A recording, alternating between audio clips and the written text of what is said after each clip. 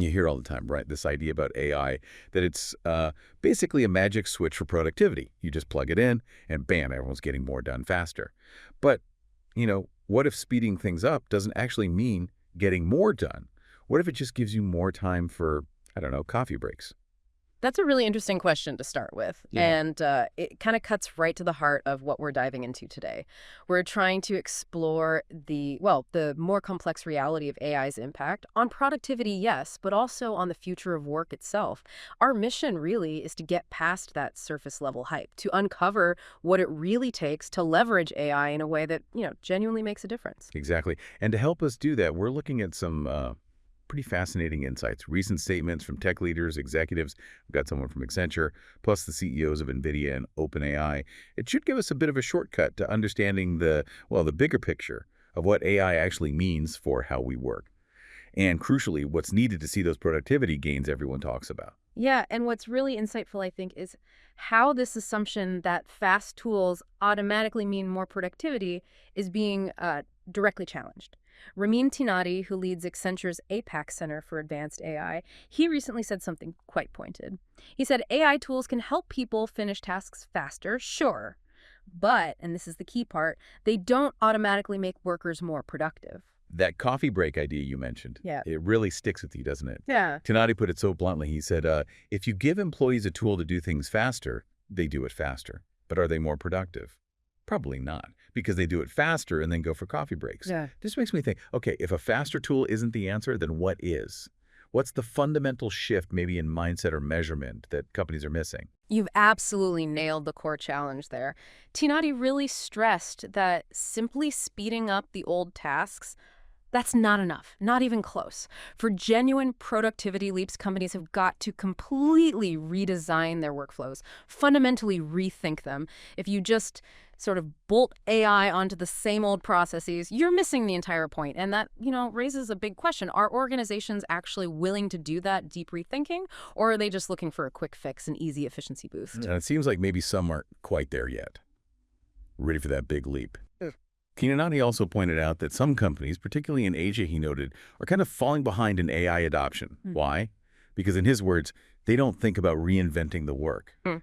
So it sounds like the real hurdle isn't always the technology itself. It's the much tougher job of shaking up these really deeply embedded ways of doing things, these organizational habits. That's such a key point about the deep change needed. And yet, and this is where it gets interesting, despite those challenges, you look at the sheer amount of money being poured into AI.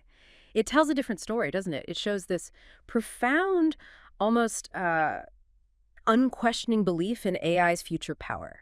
I mean, Amazon committing over $100 billion, Microsoft $80 billion, just on generative AI data centers. And this is happening even while companies like Microsoft are cutting jobs elsewhere this year. It really highlights the huge stakes and, the tensions involved. Okay. So on one side, we've got this idea, AI makes you faster, but only if you totally redesign how you work. But then, on the other side, these massive investments happening alongside job cuts. It hints at something else, doesn't it? A much more disruptive view.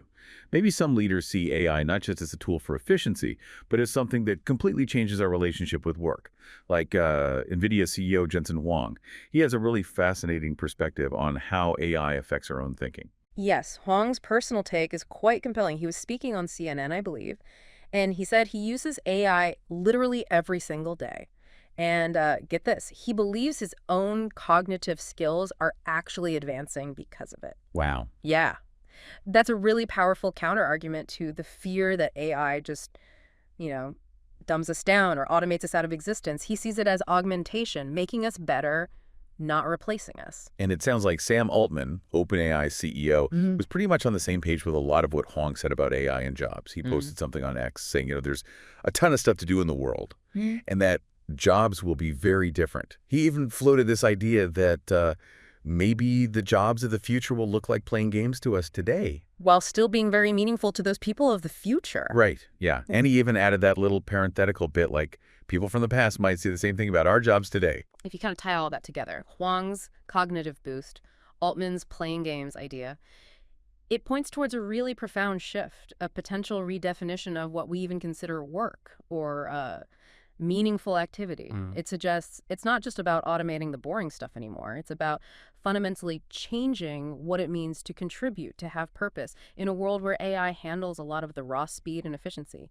The value might shift, from just doing tasks to maybe more thinking or creating or connecting. Okay, so wrapping this up, what does it all mean for us, for you listening?